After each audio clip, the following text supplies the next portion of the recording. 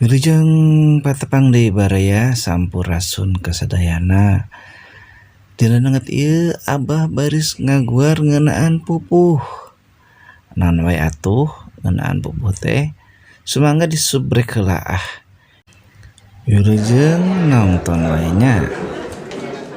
Hapunten nya moal dipasihan backsound kumaha sok kena hak cipta.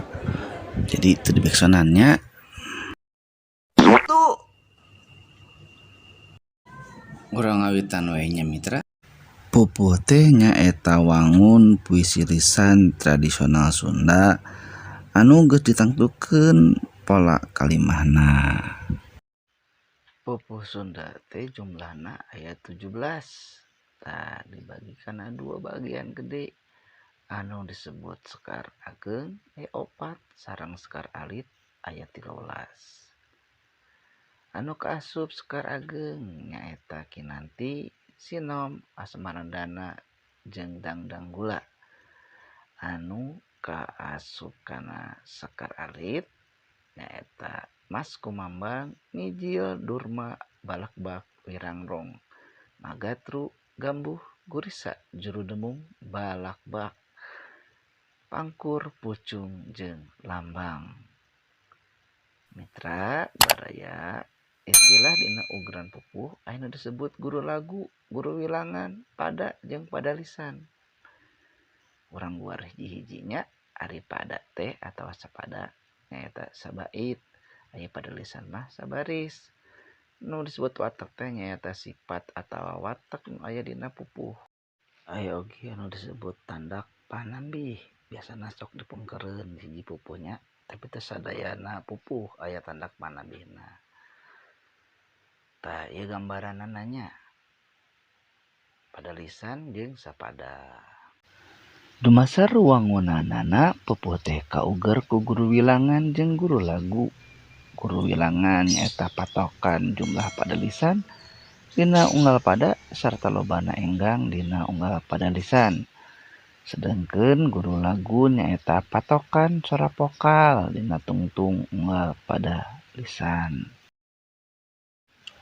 Sumangga ieu titenan watek dina pupuh.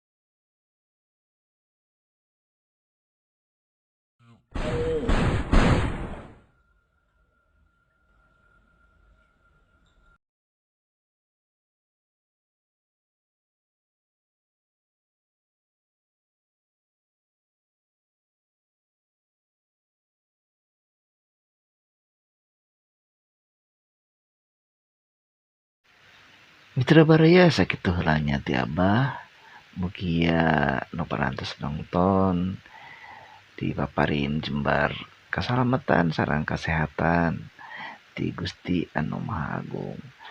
Sampurasun, hatur nuhun.